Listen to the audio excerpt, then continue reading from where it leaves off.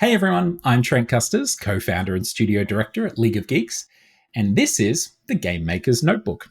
A few weeks ago, I had the distinct pleasure of interviewing Maria Cornelius, Chief Product Officer at Arrowhead Game Studios at DICE Lake Como. Of course, Arrowhead are the developers of PlayStation's fastest-selling title and one of the year's biggest hits, Helldivers 2. We start the episode like we always do. We go right back to the start, talking about her creative writing studies and how she actually became a CEO from the humble beginnings as a small business owner and what it's a bit of a through line throughout the episode. We talk about her starting games at Paradox. We look back at her time there and think about the things that she learned along the way in one of the industry's biggest studios and publishers. We speak a lot about mentorship throughout the episode. It's something that Maria is incredibly passionate about. Of course, we talk about the fateful call from Shams Georgiani, now CEO of Arrowhead, when she gave her a call and said they need a Maria over at Arrowhead. We talk about how she built trust so quickly with not just the team, but with executive leadership like the CEO and game director, Johan. We talk about how great teams are made, how you find them, how you nurture them, and how you develop them. We talk about the objective truths on how and where they found the fun in Helldivers 2. We talk about working with a publisher as big as PlayStation, especially around such a successful launch where not everything went perfectly. We talk about the back and forth with Sony there. And then, of course, we talk about the game's launch and the move into live service. Arrowhead had been planning big things in live service right from the beginning. And so we talk about the infamous Galactic war and how the team is working with players now and their hopes for the future with Helldivers 2. Maria also talks about this notion of romantic live service and monetization. And it's a beautiful philosophy around something that, it's rare to find a new thought in this arena these days.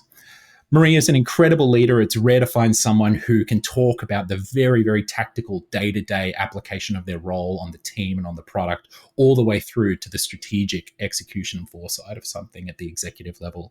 She's an incredibly impressive leader, and I'm sure we all have something fantastic to learn from her. So without further ado, here's Maria Cornelius of Arrowhead Game Studios.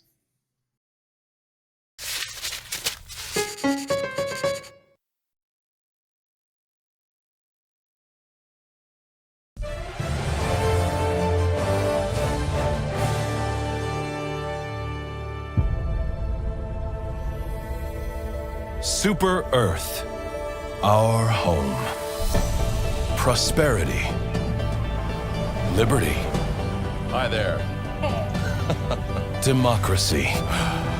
Our way of life. Oh, hello. But freedom doesn't come free. No! Sweet liberty! No!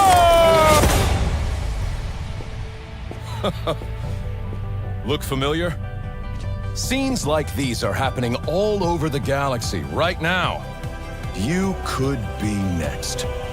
That is, unless you make the most important decision of your life. Prove to yourself that you have the strength and the courage to be free. Join the Helldivers. Become part of an elite peacekeeping force! See exotic new life forms. And spread managed democracy throughout the galaxy. Become a hero. Become a legend. Become a Helldiver. Good morning, Maria. Thank you for joining us here at the lovely Lake Como for DICE. Well, DICE Lake Como. Thank you, Trent. What a destination, right? Now, we've just come out of, you had a wonderful conversation with Leanne Loom of Netflix talking to you about your time on Helldivers 2. So I appreciate you jumping out of the frying pan straight into the fire, as I said on the way here.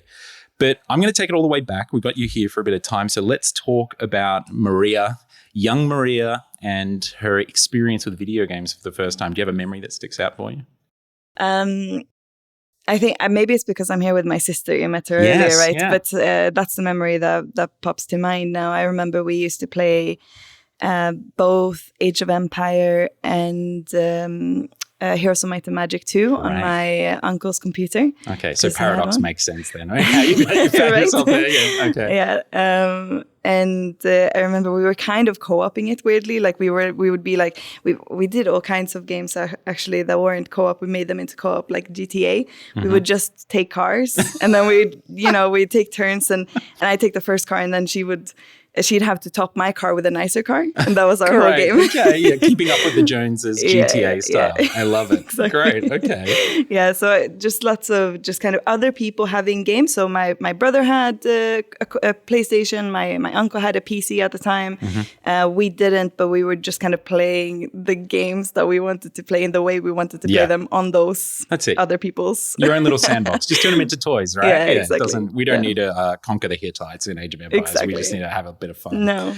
All right. And so you set up games. Now, something that I love about you, so you're currently CPO at Arrowhead.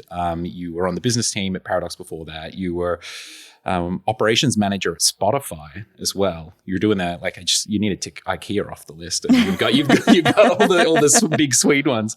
But like it's clear that there's a real business focus in what you do, a product focus and stuff. And obviously for your customers there, but it started off with small businesses of your own, right? So like, tell me how that came about. How did you make the leap, like so many of us have, into that crazy notion of starting your own business? Yeah, right.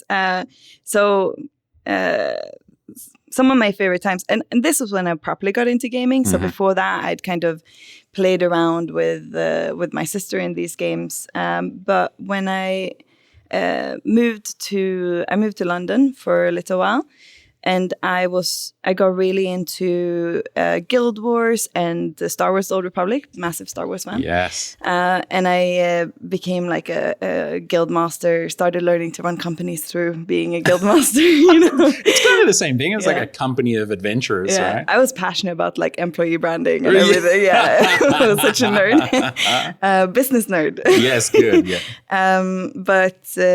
But yeah, so I was gaming a lot and I was dancing a lot in London, and I just wanted to do those two things. Oh, and I was studying also because I thought it was fun. What were you studying?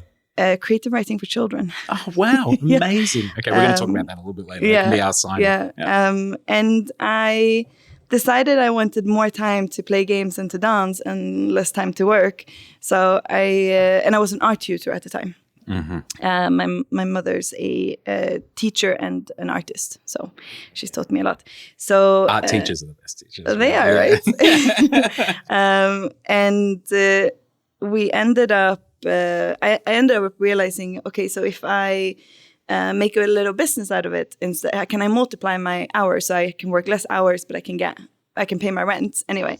So I was really optimizing around like living on a minimal as little as possible. Your first P&L, right? Yes, the first learnings into leverage thinking, So I was then, I started doing these classes where I had children write stories as well as paint the pictures to them. And then I worked with a third party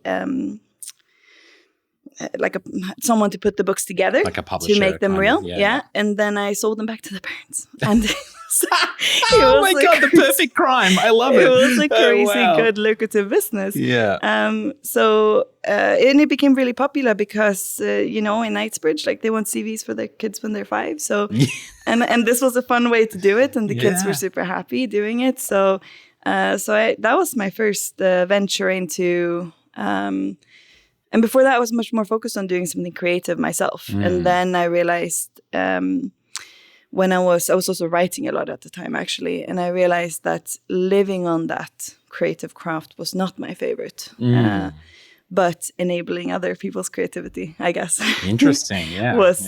was much more fun on a work kind of thing, yeah. Okay. So that's how it started. And then when I moved back to Sweden, I decided to finish my degree, to add the last kind of university points to make it a proper degree. And I decided, why do like a side gig? Why not start my own business again? So I then became a branding consultant, first just for little startups, and I remade their logos and made their website. And this was you like literally doing the graphic design and stuff like that as well? Yeah, for a little bit. I was not the best at it. So I soon got people who were better at it. Great. This, like leadership lesson number one, right? Yeah. The first thing I got was an accountant, and then Great. Okay. But yeah, so then it grew, and we had a little awesome team of misfits that were coming together and solving really big problems for big clients in the end. And I was just doing that for quite some time and was happy doing so. But I always felt that I'd never worked for somebody else. So I had this feeling of, I was like, oh, if I come into a company and learn from other people, like it's going to be so awesome. I had this idea that I was missing out massively by not being around other people who had way more experience than I did, because I just kept approaching things like, I don't know how to get a client, but I guess I'll learn. And then it kind of worked, but I'm sure there's a better way of doing it that I'm not aware of. Totally. I totally get what you mean. I mean, even I came up in the industry working at studios, creative director, design director, obviously junior designer at the very beginning of that. Yeah. But now that I've been doing League of Geeks for 13, 14 years, like the role that I do at League of Geeks, studio head and like all of the business side of things and everything as well, even game direction, on bigger titles. I always wonder, like, if I got a job somewhere else, like if I walked into Microsoft and joined their biz dev team, would I immediately learn like a bunch of shit that I didn't know, you know? Yeah. So what was your first kind of steps towards that reality of like working for someone else? Did you kind of set about a path, or did you have a target from the start? Or So I did a bunch of interviews, actually. Pretty much, I actually loved interviews. It was one of my favorite things. Being interviewed? Yes. I don't know. Ask me more about me. Exactly. I just loved the kind of the challenge of it and preparing for it. And I've always found that really like thrilling. It's like high stakes. Even if I don't care about the job, I'm like, oh, I'm gonna... Yeah, I don't know. There's something it's like a competition. Yeah, a little bit. It's like playing a really fun game. Yeah. So I always did interviews, and I always wanted to find out, as I was running my own business, because I wanted to see, do I really want this more than something else?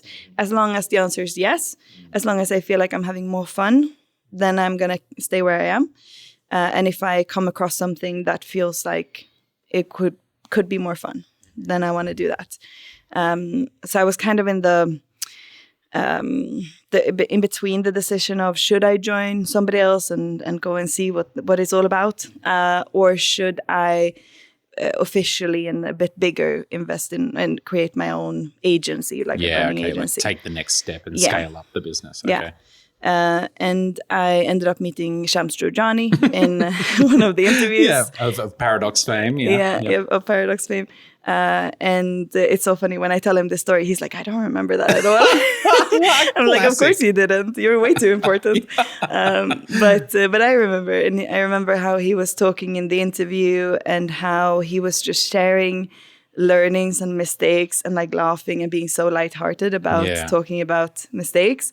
And I thought, if I can be around someone who's made this many decisions and been trusted with so many decisions, and who has so little friction or so little ego in talking about it, I think that will be this thing I've been looking for in terms of learning from somebody else. So that's how I ended up there. Yeah, we've got a mutual friend in Shams, who is actually, interestingly, now you're a new boss again, right? As people may remember, he's the incoming CEO of Arrowhead after Johan stepped back down to CCO now, right? Yeah. So you found yourselves again, but he totally has that way. I remember I met Shams years ago. We were just like little scruffy indies, with a game at our first PAX West or whatever. And this guy reached out to us and was like, come and have dinner with me and some other indies. And he just took just a bunch of misfit indies out to dinner and just unloaded all of this industry wisdom and everything, and like really took us under his wing. And we've had a wonderful friendship and sort of back and forth mentorship, like, in various ways, comparing notes, as we would call it, over the years. So I can just imagine what it was like, entering that realm and working with him on his business team, which is what you ultimately did, right? So tell me about those first days of Paradox and, getting in there. Did you find out all the things that you didn't know you didn't know? I think in the beginning, and again, me and Shams has talked about it's funny in hindsight, but it wasn't funny then. But I think he was quite sure that he didn't want to keep me, and I was pretty sure I didn't want to stay. So it did not start pretty. the reverse of a honeymoon period. Yeah, in every way. I think it was not like just a Shams thing, though. It was many things, but I think I was also learning the downside of working for somebody else. Yeah. For me, I had so much autonomy and freedom. I was very mature in some things that maybe someone with my experience wouldn't have, and I was very immature in other things that someone with my years of experience would have had experience from. And anything related to, let's say, politics, anything related to how to, it's a big machinery, and you mean company politics? Yeah, company right? politics. So understanding how the cogs turn in the wheel and how to make that process a little bit smoother. Anything that stopped me from just kind of bulldozering through things, I found very frustrating. And I was like, is this what it's supposed to be like? Yeah. The Crusader Kings of working in a game development company, right? Yeah. Yeah. So it was very, it was a frustrating time in some ways, really understanding the difference between the type of being able to just decide like, actually, I want more pay this month, so I'm going to work harder. And, this month, I want to live on bare minimum. There's so much freedom and things that you just didn't have in the same way.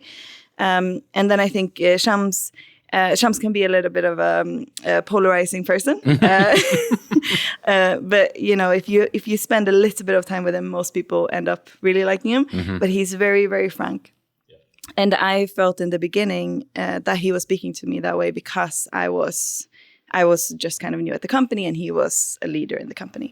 And I think it took we had this moment where I remember the first project that we worked on, and I was super frustrated. And I came to him and I said, here is, I've taken these learnings from the project that I've been working on. Here are all of the things I should have done differently. Do you agree? And he said, yeah, that's good. And I would maybe think about this and this as well. And I said, thank you. Here's all the things I want you to do differently. Nice, Maria. and he loved it. And he said, this is awesome. And then he sent it to the whole team and said, guys, this is a great way to retro, the things that we do and learn from them. Please. That's fantastic. Do more of this. And from that moment, I think we also I started realizing that the way that he talks is just how he talks. Like there is absolutely no ego there or anything like that. It's just...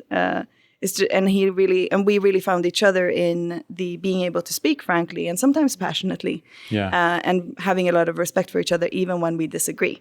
And then it's just like, let's go and get lunch. And when we got to that point, I think we both understood each other better, and obviously both friends, and he's going to be my mentor for life. So yeah, I mean, well, he was also famously the one that. What did you say in your talk just now that he called you and said Arrowhead needs a Maria? Yeah. So obviously he's a big advocate of Maria Cornelius as well. And then in my toughest times, he recently left Paradox at that time, and he was like, I'm sorry, Maria, you got a tough job. Can I help you in any way? Do you need a Shams secretary? Do you need anything? Right. So when he found himself with free time and you were in the thick of it at Arrowhead trying to get Helldivers across the line. So that's like a once in a lifetime type of relationship and opportunity So I have so much to thank Shams for. Great. Okay, so you're through the anti-honeymoon period. You've found that your relationship has clicked, and you're at Paradox. Set out for me what your role was at Paradox and kind of like, what the vision of it was and what the day-to-day of it was. At Paradox? Yeah, Paradox. So back at Paradox, I was first a business developer. So we were working with sourcing pitches, really.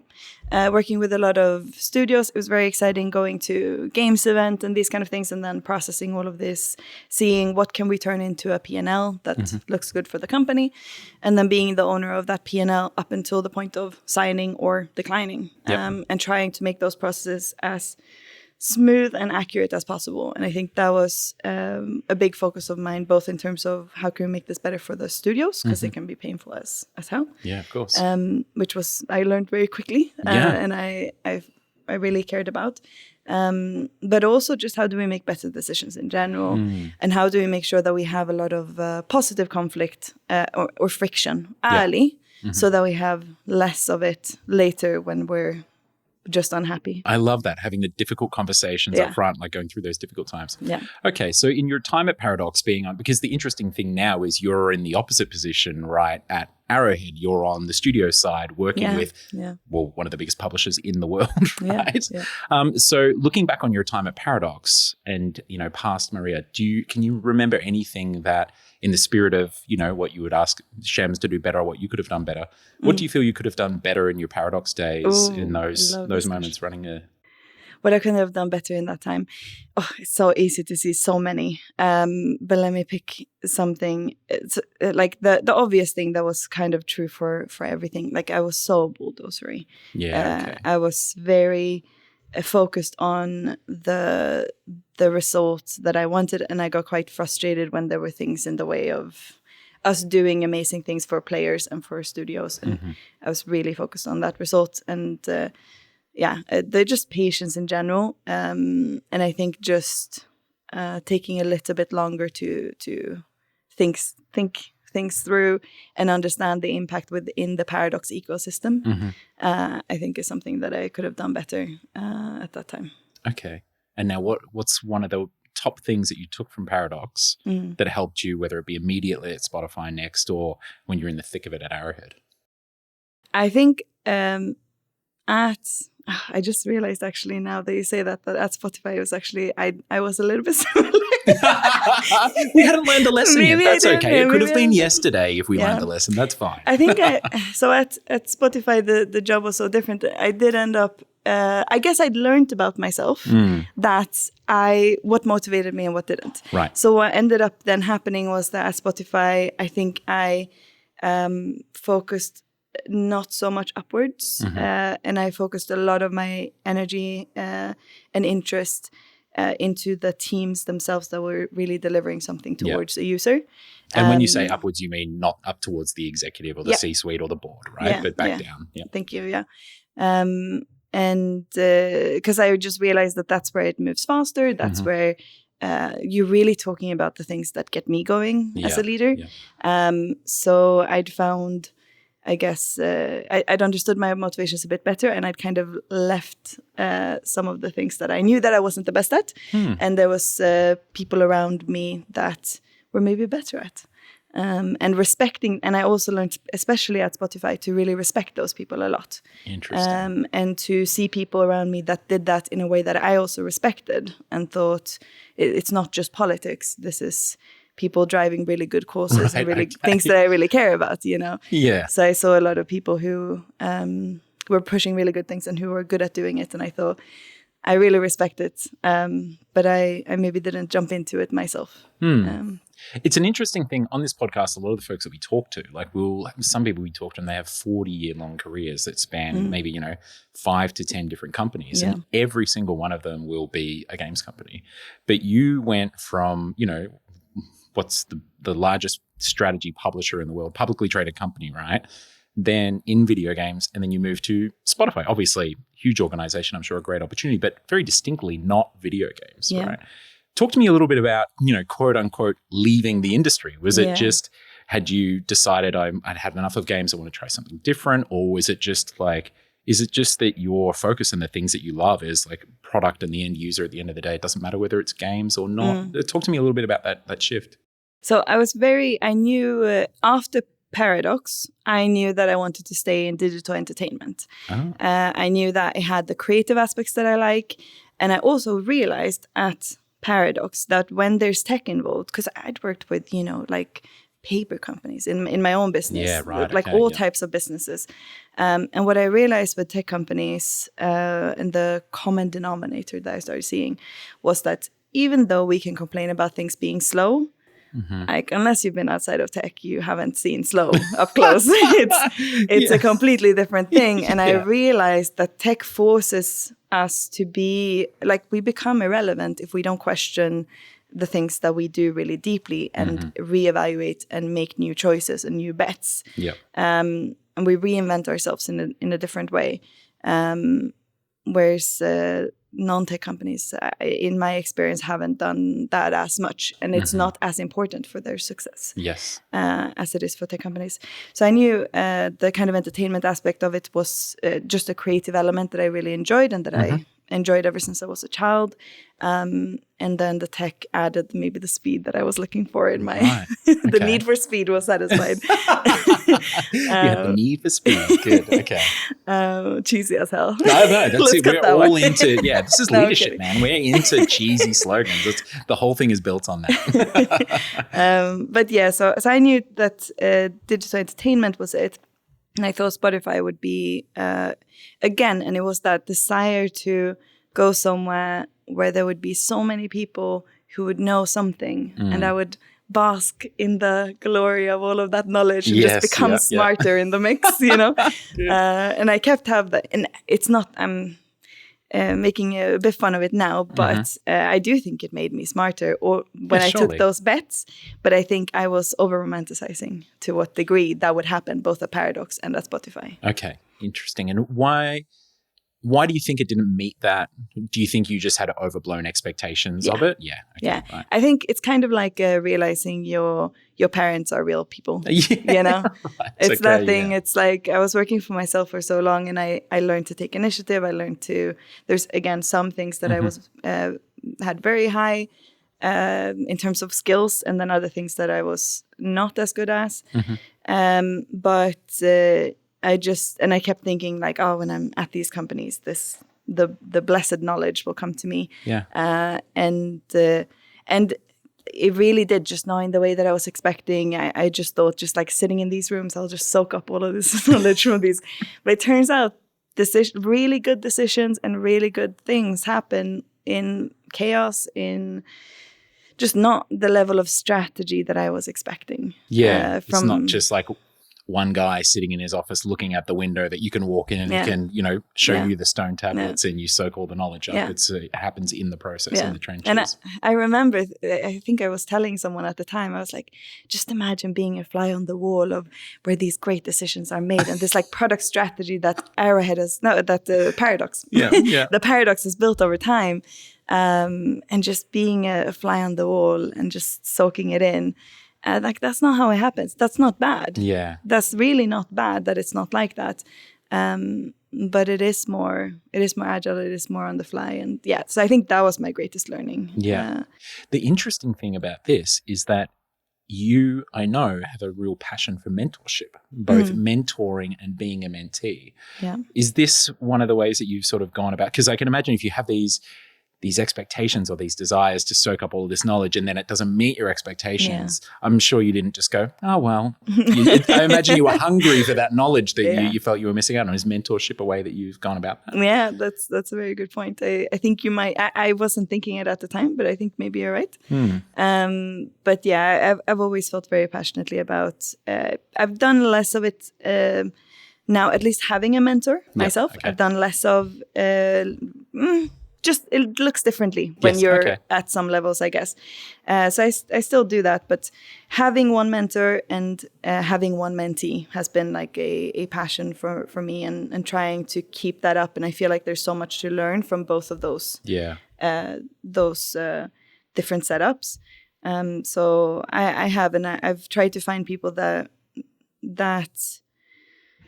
sometimes it's more about kind of the language that you speak. And when you find somebody who speaks in a language that you understand, and they're able to translate all of their experiences into something that you can take with you, it's just such a powerful thing. I can imagine. All right, well, let's do it. Let's get into that, that famous phone call or whatever it is that led you to ending up at Arrowhead. Tell me about those first few days and what you found yourself amongst when you arrived. So the first phone call was from Shams. Shams had talked to Johan, and he called me up and said, "Hey, this company needs a Maria. I know it's not really your plan right now, but do you think that you would be interested?" I jumped on board at least to talk to Johan and to, if I wasn't going to do it, at least help him maybe organize his thoughts around what kind of person he was looking for and see if I could help out, since he was a friend of Shams as well.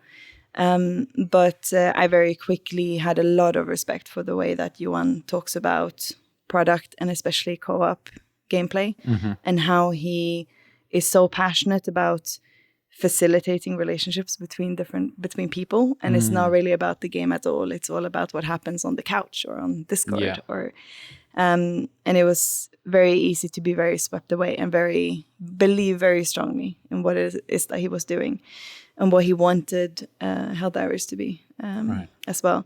So I ended up joining. And when was this? When would this have been? Maybe a bit less than 3 years ago.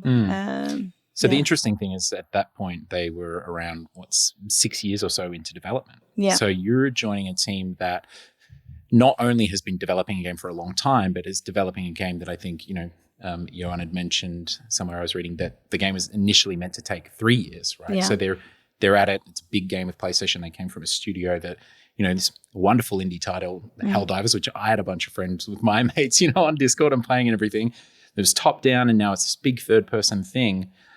You're coming in at that stage, being sent in. What were the first things that you and Johan spoke about doing?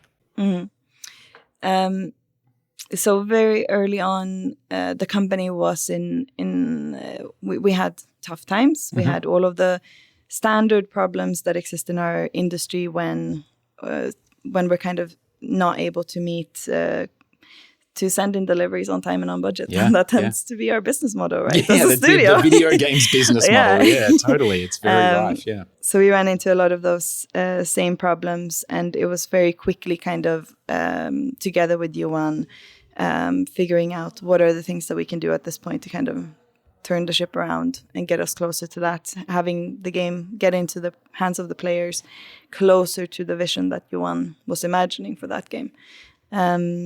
And yeah, it was very much straight into it, but also in many ways, it was a bit stressful and painful in some ways, but I wouldn't have it any other way, because I think that it also helped me and Johan build such a strong relationship. There just was no honeymoon period.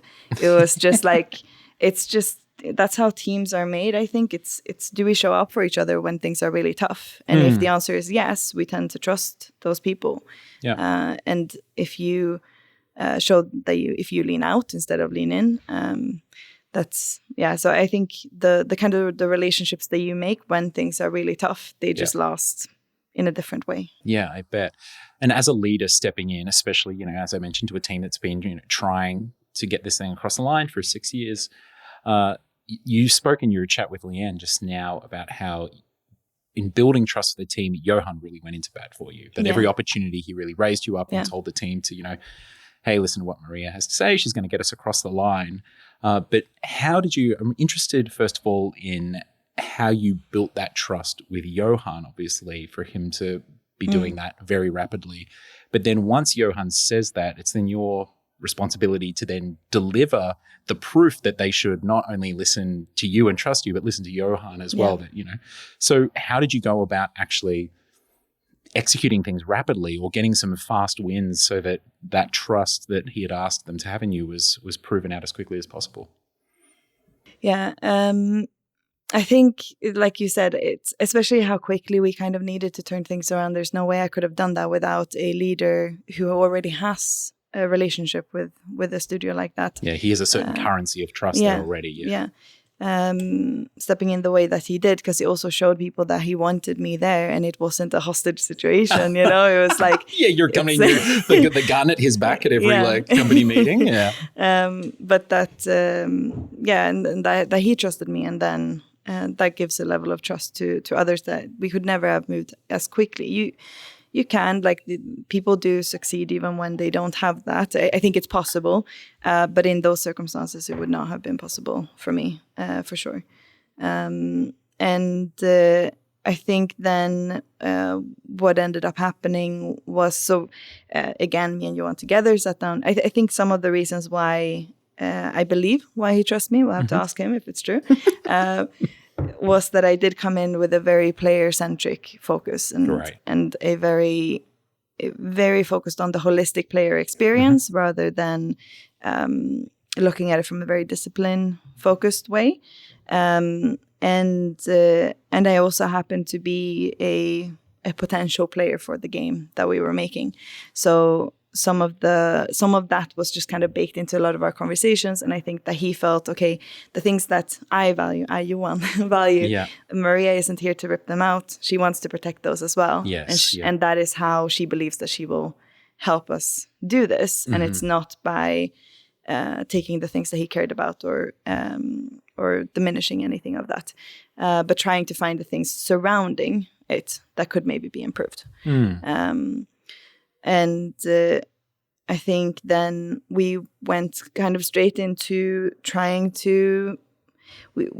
I was very focused at the time on action over words because I knew that the team had been told many times many things, and that we hadn't been able to, as leaders, to follow up on that. So I wanted to make sure that the things we did became visible in the product straight away, into the game straight away. And we took a few different bets on a few different things. And I think I remember the first milestone that kind of came through 6 months in to me being there had very real, tangible improvements. And I think that in and of itself helped the studio feel that we're heading somewhere and we can see it inside of the game as well. Yeah. The thing I would say in hindsight, the learning I had there, I think I over-indexed on the action over words. And I think I should have, in hindsight, taken more time to talk to the team and make sure they understood why the old plan didn't work, and talk, because otherwise it's very hard to understand why the new one will. Yes, right? Yeah, of course. So that's maybe the in hindsight learning that I have from that time. Something that I've noticed you're really big on, and you spoke a lot with Leanne about this, is this notion of vision. It's clear that you and Johan spoke a lot about vision and this idea of a holistic player experience. Obviously, strategy and vision was part of your role at Paradox too, but it is anchored in this real interest you have of a kind of tangible result for the end user. I mean, you're the chief product officer as well. You got to have a product at the end of the day in some way or somehow. So tell me some of the do's and don'ts you feel you've learned over your time of taking something from that vision or a strategy and then making it actually a tangible thing within the team or the product. So I think in general, as you say, I'm a firm believer in being vision-driven and data-informed. And I think that when you do one without the other, you lose your ability to really draw valuable conclusions from the data that you're looking at. You need to have some type of hypothesis that you're trying to validate or discredit when you go into that research. With that in mind, I think it just comes down to, and we are learning still how to improve this.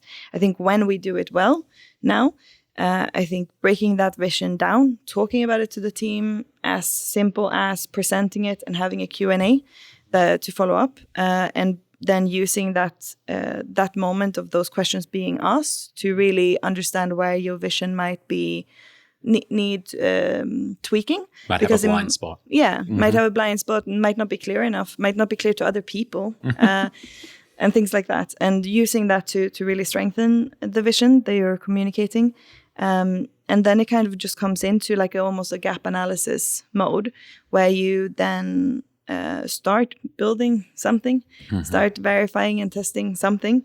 And then especially when you then go into user testing, the proper kind of UX research, I think having that hypothesis about the vision that you're trying to achieve and then saying, okay, the data that we're now getting, is that the direction we're going? Because you might get really positive results, but it might be in a different direction than you're intending. Yeah. And depending on what kind of game you are making and what kind of person you are, you might say, well, we should just do that instead then. But I think the challenge becomes when there is a greater vision beyond that feature, beyond that content asset, whatever it is that you're making, that will together create this amazing overarching product or game experience, a user experience that people feel really passionate about. And that's why it's so important to not look at those in a silo, but to really understand how is this matching the vision that we have for the game that we're making, and for how people feel when they're playing the game. Well, I mean, you could have been standing on a mountain in Kazakhstan and you would have heard about how people were feeling about, Helldivers when it first came out. It was amazing, the response to the game and how much people loved it in all the ways that I've heard you and Johan talk about the game. This notion of coming together for Super Earth and, like these phenomenal, like nail-biting close calls and endings, and extractions. It's just absolutely fantastic. And I think something is that really, Adam Author, co-host of this podcast, who was talking to us last night, and he mentioned how much he loves how Arrowhead has gone about even talking about the game in this diegetic way. Everything is in world, the way that you present the game to the players, the way that you communicate with the players. So I'm interested to hear off the back of what you just said, what were some examples of something where maybe it went to user testing or even post-launch, if it went to the community or something, or during development, even internally on the team, where you stumbled upon something that maybe was objectively fun or objectively made the game, quote unquote, like the gameplay, let's say, quote unquote, better, but it wasn't within the vision, and you knew that the right call actually for the game was to say, no, even though that would be some crazy, fun, silly thing to do, that's not our game. It's not Helldivers 2, and we need to stick to this cohesive vision. Yeah. And I think this really comes down to also I want to call out the brilliance of the people who made the Arrowhead studio, because their whole dedication to a fantasy-first approach to game development is really what this success is built on the back of that. And those are years of developing games, 16 years of developing games in that spirit that led to Helldivers 2. And I think and I've learned so much specifically from the kind of the fantasy-first approach from Johan and from Emil and from other people. But so I think one thing that comes to mind is the how you die in the game. Yep. And there was times when we had feedback that dying wasn't fun, and there was a lot of kind of if you just look at the data, then it's like, okay, should people die less? Then maybe because people are not enjoying it, so maybe it's the stakes are too high, or like when we need to make it so that it's or even worse, like should we even have friendly fire? Right. Like where does the conversation stop? And for us, it was always really obvious. And I remember Johan talking about this and being very passionate about. No, it has to be fun to die. That is a very important piece of the vision of this game, and we should rather put some type of like some type of audio measurement thing inside of the UX test and make sure that I want the volume to be high when they're dying, and they should be laughing and falling over themselves. Right? Yes. Yeah. Test and measure for the amount of laughter upon death, to see if you're hitting those notes. Those are the KPIs we want. And I think, you hit them. Like all my TikTok feed, all it was for like 7 days afterwards was just people dying in Helldivers 2. Yeah. I don't think it was ever anyone passing missions. All the shareable moments were people like dying horrible, glorious deaths for Super Earth. And I think that, again, it comes from, I actually think Johan told me this story as well from back in the day in Magica, where was it Magica? Where indeed, like the friendly fire, because friendly fire has always been a thing for Arrowhead. Yeah. And where it was like, oh, people don't seem to think that friendly fire is fun. We should probably cut it. And again, that was one of those moments where I know that they pushed really hard for, no, this is a really, really important part. And when we get it right, it will be fun. know? And then driving towards that vision, I think, is the kind of commitment you need from leaders. Tell me a little bit about the resources and the support that PlayStation, it's a PlayStation published title. They're an absolute juggernaut of a publisher, but they're very well known for their playtesting services and capabilities, famously for, their accessibility and, how well their games play across their first party studios. Tell me a little bit about the resources that they opened up for you and how much that helped development. Yeah, that has helped so much. I'm so glad you asked that. I think on one hand as well, it's just having a publisher like Sony. There's not so many publishers that would keep going for 8 years. Yeah, right. Yeah, you would have been cut loose a long time ago. Yeah. So I just think we have so much to thank Sony for that. And for keep having faith in this vision of ours. Even when things were tough, even during COVID, even during a lot of different difficult times. And I'm sure there must have been times where, we talk, obviously there's a certain amount of vision that Sony must have for them to stick with not just your title, but other titles in their first party catalog to do this. But like, I'm sure there must have been times as well where they had lost faith or they had lost vision, and you were kind of guiding them through that darkness as well, right? There was a bit of tug and war there, I guess? There is naturally, right, with any type of development relationship with a publisher. But I would say, especially, like, we had so many people who truly believed over on the Sony side that it wasn't as bad as it could have been, let's call it. But for the UX testing and for those type of it was so amazing to have access to some of just the best people I've ever worked with on this. We had some amazing people. And around the time when I came in, we also had some people at Sony who were really, coming in and talking to us a lot about UX testing. And I was like, great, this is a thing that is quite, like, it's not really opinion, but it's very easy to kind of unite around player feedback and say, it's not about my opinion, Maria's opinion, it's not about Johan's opinion, it's not about anyone at Sony's opinion. What does the player tell us? And having something like that for us as a publisher and as a studio to unite around has been so powerful for our collaboration, I believe. And then working with, again, like, such amazing people at Sony, both in like the analytics team. We worked today with Maria, who's amazing. We had Jung Min back in the days, and there's so many people over at there that has made the biggest difference for this game. Literally wouldn't be the same game, right? Without them, and who have been so good at exactly what I'm talking about, this idea of vision-driven but data-informed, and who are strong believers in kind of creativity and the studio's ability and the power of people like Johan and other people in the team who can come up with creative solutions even when the data tells us one thing. And I think just the pedigree of those teams over at PlayStation is just amazing. What a privilege being able to work with those folks. Yeah. All right, something else interesting that happened during your time at Helldivers is you changed roles. You became the CPO and Linda became the COO. So I'm really interested to just dive into that, because I know a lot of our listeners, they hear these sweet C-suite titles, but they may not know what they all mean in the day-to-day. So talk to me a little bit around that decision, whether it was yours or whether it was Johan's or Sham's or whoever was in and around at that time. What does a COO versus a CPO do? Like production versus product, and how that sort of decision came about? Yeah. So the conversation in general was a lot about, me and Johan were talking a lot about him. He had so many roles when I first came in. And I was trying to support him in being able to do one role more and like wear a hat. And just to give it some context, he was still the game director at this point, right? When I first came in, the game director, the creative director, the as CEO. well as the CEO. And how many people was Paradox at around about when you came in? Paradox. Not Paradox. Arrowhead, my bad. Arrowhead.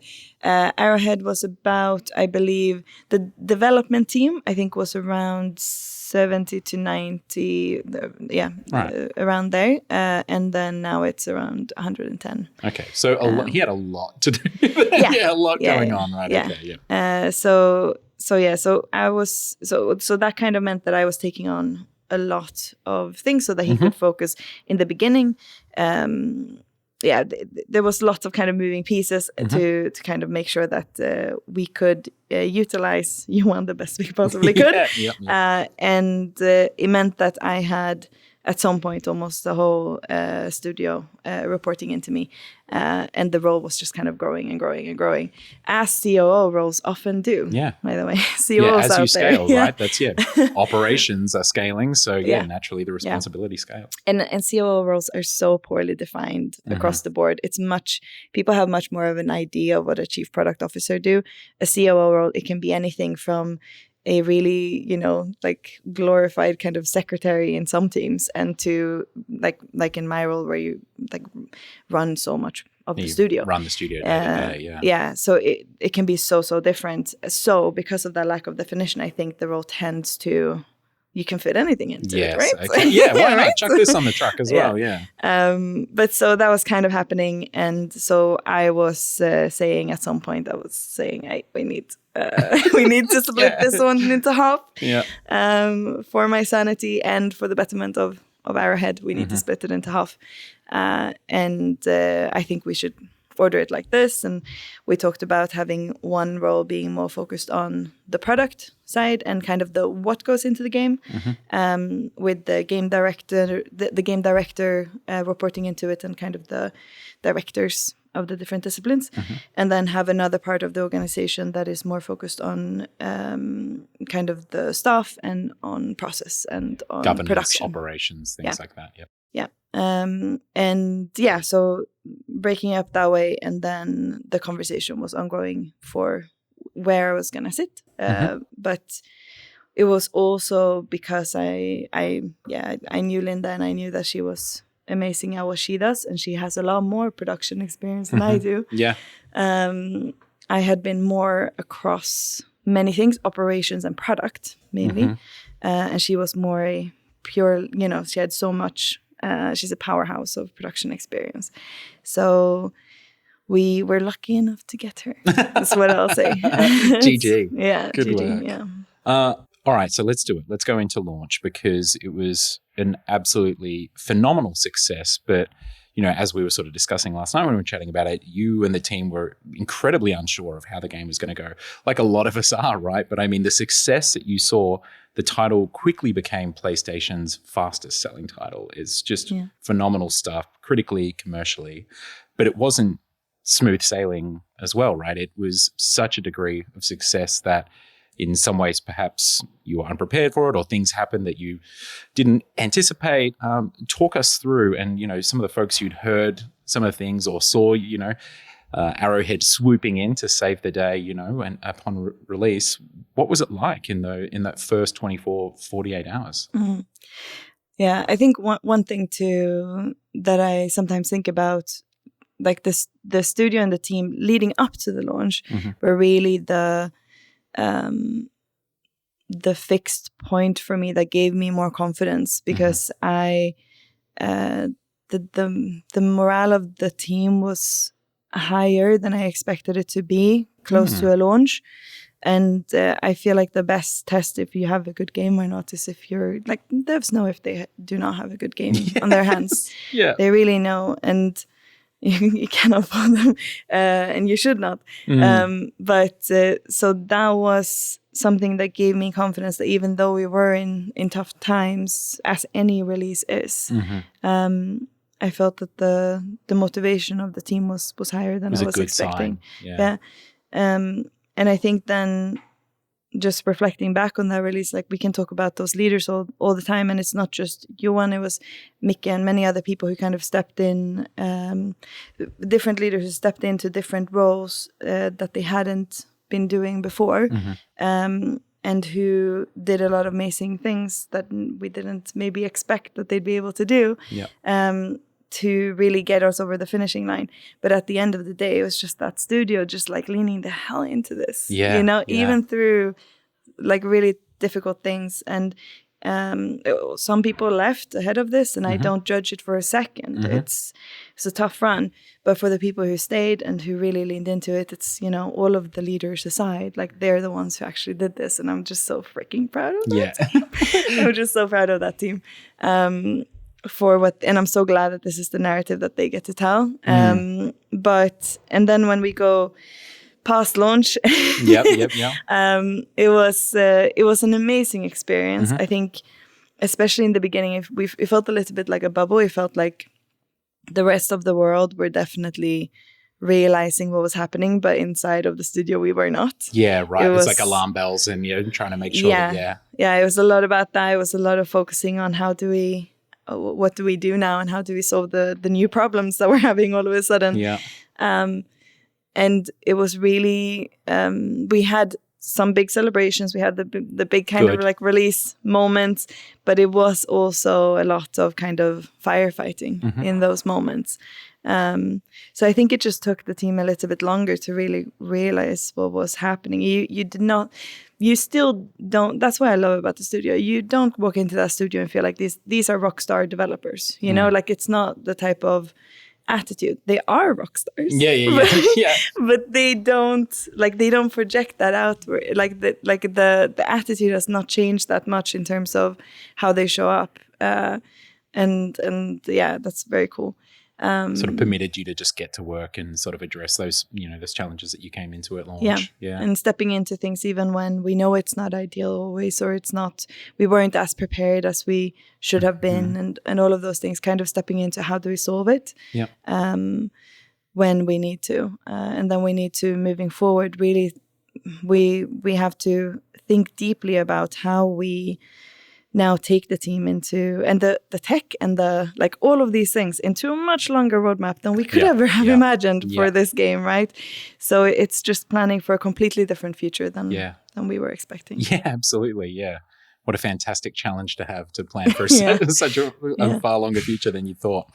Now, you move obviously into live service. Like this is the game's whole, bag. And one of the things that is really special about this game is the notion of the Galactic War, of like the way that it's monetized in a way that provides these toys and new experiences to players in a way that's not play to win. It really does bring people together and give those moments that Johan and yourself and the team were looking for, where players are really playing together. But I'm interested, once you're in that live environment, how are you and the team working with the community, and how do you transfer that vision-driven, data-informed development style beforehand into a live service response? Last night you spoke about this notion of romantic live service. That live service can be very dry and methodical, and I think it's a beautiful word because of your, fantasy-first development. It fits in so well. So tell me a little bit about that and how it changed, or if it didn't change at all, if it's just now you're working in the same way, but there are players in your game instead of PlayStation QA or something. Yeah. Oh, it's a good question. It's a big question. I think that was one of the features that we knew it had a lot of potential. We knew that the Game Master function was something unique, not in terms of in games, but in this type of a game. And we knew that it was going to be special. We also knew that the Galactic War was special. We already knew that from Helldivers 1. And we thought that we'd upgraded it and it was going to be even better. But I think in terms of how those things played together, honestly, this was incredibly hard to test for, right? Like, how do you simulate that many people working towards a major order? Like if you're not doing like a really, really massive beta testing, then you just won't really know this about your game. Did you do beta testing? We did some private. Okay. We did private to make sure our processes were in place and bulletproof. So getting those type of numbers that you need for some of the features in our game to make sense were hard to really get good data on. We could have theses and ideas, but yeah, so that was one of the aspects that really like came to life together with the release. And I think that for the monetization itself, I really like this new idea of romantic monetization because it was actually, I was at the Live Service Summit and I was talking about what I believe about monetization and the space that is left on the table, because we're not maybe in the industry as player-centric as we could be when we're developing live service game and monetization features. And someone said, well, that's a very romantic idea. And I was like, yes, You're like, yes, it is. Thank you, it is. Not sure if you meant it as a compliment, but we're going to take it as one. Yeah. And it was a really, and I really think that there is that space. And this is some brilliant people who helped us get here. Will Blood, who's not with the team anymore, but he had a massive impact in creating this idea of how this hybrid model could work. And then the kind of the continuation of that, we always had that. We knew we wanted to make monetization that was fair, and we wanted to make a modern live service game. And that intent was easy to kind of understand internally. But we also, there was some things that because we couldn't see any kind of similar, any game doing a similar thing, it was a little bit hard to communicate what it was, especially externally, what we were trying to achieve here. And especially I remember talking about the fact that we wanted to add functionality to the things that we were selling. And we felt that just peacocking, like just kind of visual things alone, without any other context or without any functionality ever, it didn't feel like you're really buying then a real player experience.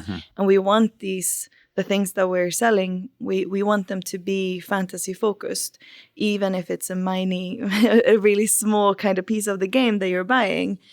We want it to be tied to a player fantasy. And we want it to be like a toy that you can buy and you can give it to your friend and you can play around with it. I love that idea. The notion that something you buy on the store isn't just a skin or something, but it has an entire loop within itself almost that you and your friends can engage with. Yeah. And that said, like the aesthetic part is also super important to us because of how much that can play into a fantasy when done right. Yeah. I think the Viper Commando for us was a good example of that, where you could tell that the fantasy was of that war bond was strong. And I think then the aesthetics has another meaning when you put it in that light. Yeah. But it was important for us to not only make it visual, because we felt it would be fairer towards players to actually give them gameplay, not just a variety of how to play the game, not a better way to play the game, but a different way of playing the game. More tools in their tool belt. A deeper experience in some ways, if you want. Yeah. And really building something that supports a ecosystem of players, and not saying, oh, we want everybody to pay for, like we're not trying to push everyone down a funnel where everyone wants to, where the best experience is always going to be the paid one. We really want to make it so that if you just buy the base game, you should enjoy it as it is. And then some people who want to either support the studio or who just really want that cool thing they want to play with, they have that option. They have the ability to do it. Yeah. You found your own little sort of compressed version of live service or mobiles, like whales of free to play, and the free players and the whales that would drop 20k or something on like a hat or a bunch of currency, but you've managed to do it in a tighter, romantic way. And I think the idea of it saddens me when we talk about FOMO, for an example. And I don't mean that our game never has FOMO. There's some natural FOMO. For an example, if you were not at Malevolent Creek, that you might feel a sense of FOMO, right? Yeah. But when we design those features, it is about we're designing for the experience of being at Malevolent Creek. Like, how cool would that be? Yeah. Like, how cool would it be to be at a moment of history in the Galactic War and being a part of that moment? So you can do the same thing, but if you're designing for fear of missing out, if you're designing with that mindset, the output of your design will be different. Yeah. And I think that's the really important distinction that I think that we need to make, and we can't just keep taking just pure mobile, a very different audience. I'm not saying it's bad. It's a completely different thing, and it's for someone else to talk about. Yep. But to take those standards and practices and just kind of copy paste them onto other types of games, I think there's a wider spectrum there, and we need more vision within our industry for what that could look like. And there's a lot of, for the business people out there, there's a lot of money on the table for people who actually want to make games like that, because players always want to buy and play games that they love and game experiences that they love. Well, Maria, a lot of people say this stuff before they've gone out and proven that the vision is there and that it works and that there actually is a lot of money on the table, but you've done both. I think it's just a wonderful, wonderful outlook on live service. But for our last question, I did want to touch on one aspect of live service that I just absolutely love about Helldivers. And also because we were working on a game that never made it to launch, that had a sort of inklings of this, done nowhere near as well as you did it, but the ability to change the game without pushing updates and like doing things behind the scenes, like, the weather effects and mechs just all of a sudden like populating planets and players stumbling upon them. Tell me a little bit about like whether that was already in part of the plan when you came aboard and, planning for that sort of these like stealth releases or slow releases of features without even pushing a build to players. I think It was the first time, as developers, we know the possibilities there, but I think it was the first time a lot of players had encountered that sort of stuff, like the game changing before their eyes without even, their PlayStation needing an update. Yeah, I think that was one of those things that was there before I joined. It was such a different experience coming into a game with that type of possibility, where you could build on from that moment, whereas if that had never existed. And I think, again, we knew that it was going to be really important for us, but I don't think we realized even how, again, until it was live and until we realized like, oh, like it might even be like something in the game isn't working the way that we intended it to, and the way that the freedom that we have, the technical capabilities that we have, with just the setup of our team, we can launch things in the game without doing a full merge and a full, also all of the processes that come with going through cert on all of these things. It's such a win for everyone, isn't it? It's not just for the players, everybody, but for the publisher and the developer. And so that's been amazing for so many things, and both in terms of trying to balance stability and those type of things, but also for just being able to surprise players, right? And that's something that the game has become known for, and it makes us be able to play with our audience in a different way than we would have been able to otherwise, and surprise and delight, as we like to call it.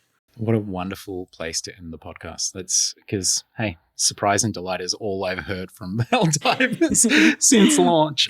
Congratulations to yourself and to Johan and the entire team that was there before you even arrived. It's just such a monumental achievement, and really stoked to have you here at Dice Lake Como.